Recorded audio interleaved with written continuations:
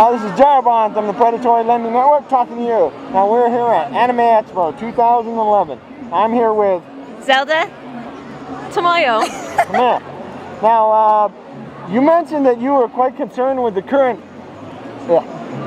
Now you mentioned you were quite concerned with the wave of education on this planet, and there were several issues with the educational industry that you were wanting to discuss. What were those? I was concerned about how schools are cutting performing arts from their curriculum and focusing more on core, and they don't realize how much performing arts is important to them and students. Now, what do you think about that? I think that education is important, that we should be supporting it much more than we are right now. Can we take a step this way?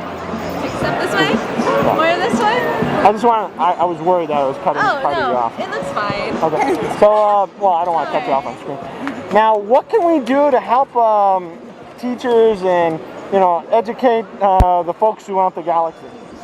The first thing we need to do is realize how important they are, because a lot of people are going to other countries for education, and when we think about testing, a lot of Asian countries are doing far better testing than we are. So I think realizing how important teachers are, and not just that, they're like taking care of our kids for 8 hours a day instead of teaching them important life skills. I'm gonna have to agree with her on that. She's the expert on this subject. Now, one thing that many folks are having is that we're spending so much time educating our youth, but our older generations are falling behind, and we're actually having a higher time, once people hit those late 30s and early 40s, there's a high unemployment, from these people because they're not getting re-educated. What can we do to help educate older workers? Well, I think some things that are important are that I know a lot of junior colleges have curricular programs for just sign up for one class, and you can do a lot of classes like Excels and Photoshops and anything that you can find. I think that's really important, that people know that that's there and they can do that. Yeah, basically that. Adult schools, they are helpful. A lot of life learning skills are there, which people out. Yeah. So, and any last minute things you'd like to say about this planet's education system? Well, the U.S. is in jeopardy, and I think that it needs to be helped, and I hope that people see that. I think the U.S. has to be helped in general. So in closing, any last minute things you'd like to say about this or any other subject? No, I'm good. So in closing, this is Jarbon from the Predatory Lending Network talking to you. Lending Network talking to you. Now, we're here at an education conference with some experts in the education field. Now, we understand that education is quite an important thing for you guys, and you have some teachers in your family. Can you tell us how the rough economy's actually been affecting you guys in the education arena? Well, for example, my mom used to teach second grade, and with the economy where it is, she almost got pink slip. She's been there for years, so she actually had to move to fourth grade and rechange all of her curriculum just to continue to be a teacher. And so without the funding to keep teachers in our schools, to teach our children, it's just kind of like they're bouncing around. They're not in where they should be comfortable and where they can teach, and it's harsh.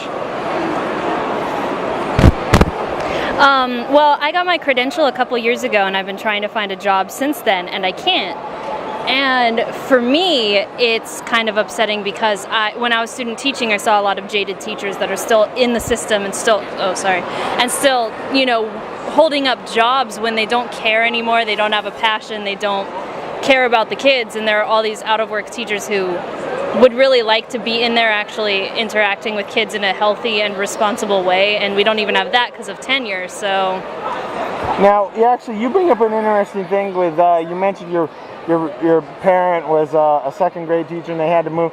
Now, does that actually come into some of her argument that teachers become kind of comfortable in their position and actually not really staying up to date? Because the criticism with American teachers is that they aren't teaching the students the skills that they need to survive in the economy.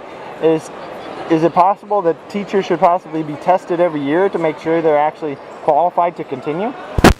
I don't think it's a bad idea. I mean, my mom deals with a team of teachers all the time, and she has said on several occasions that there are these teachers in any field, elementary, junior high, high school, even college, that just, they get jaded out. And it's one of those things where it's hurting the teachers, like my mom, like other teachers out there that want to get in, that really do stuff with their curriculum, and they're the ones that wind up suffering instead of the ones that are clearly done.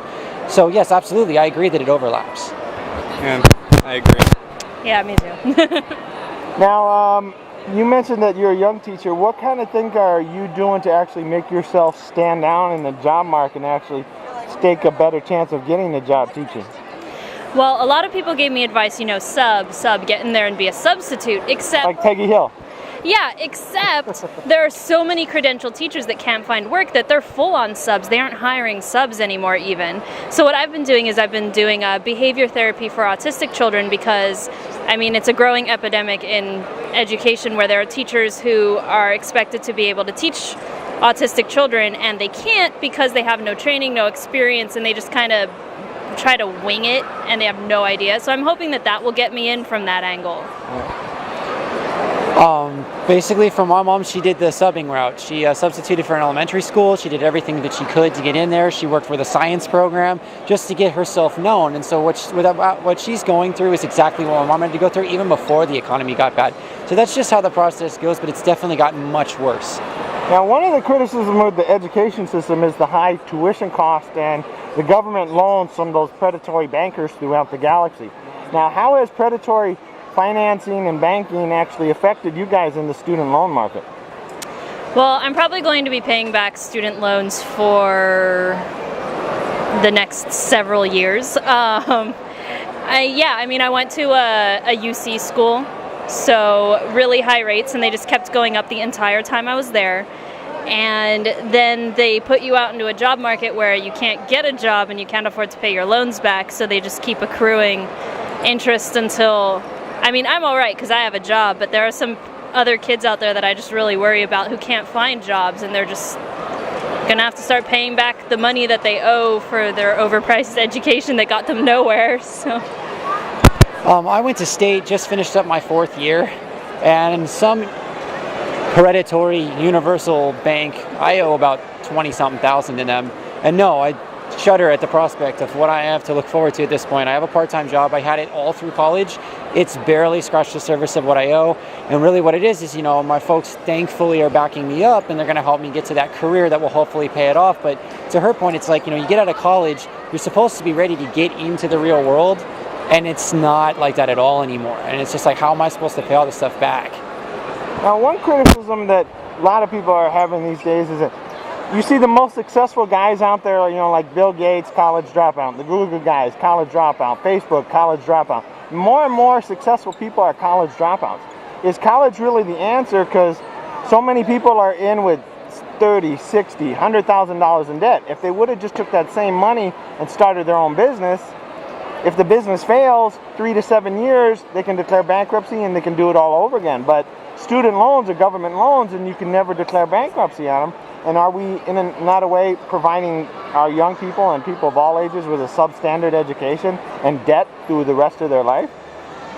I think that we are in a way, but something to keep in mind about, Bill Gates and Mark Zuckerberg and, the other people that you listed off is that they got lucky. For, every one guy that gets lucky and makes millions and millions and millions after dropping out of school, there's, the homeless people wandering the streets who dropped out of school, couldn't get a job. There's people who work at McDonald's until they're like 40 and just... So I think it's important for kids to keep a perspective. Like, yeah, there are the people who get lucky, but there's also a much bigger population of people who don't. And to your point with the money is, we're having them put out a lot of money for something that's not necessarily preparing them. But then at the same time, I still, obviously, I don't know if I'm the best person to ask because I do have the teaching credential and I do want to go that route. So I do think education's important. But to your point, I do think that there are better ways to prepare people than what's happening now. Speaking as a student that wants to get into the entertainment industry and didn't even study for that personally, I would say that it's impossible to knock a college education. It's a great fallback.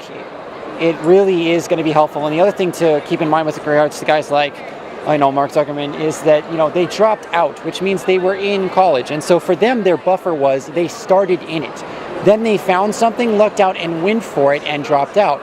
But they were still in college moving towards something before that happened. And there's a reason for that. I mean, if you can find your niche, if you can find a vocation, if you can find a specialty that works for you, that's fantastic. But if you can't, it's nice to have the buffer. It's nice to have that thing that puts you on the same playing field as everyone else.